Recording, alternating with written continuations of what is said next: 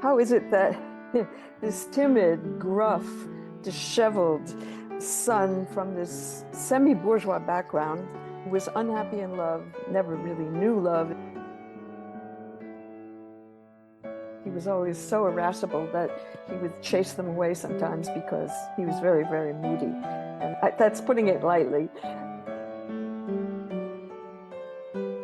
You got to keep painting. You can't be a banker. You're not going to be a banker. Either be who you are or don't be anyone. I think that Cezanne may have taken a perverse delight in being rude.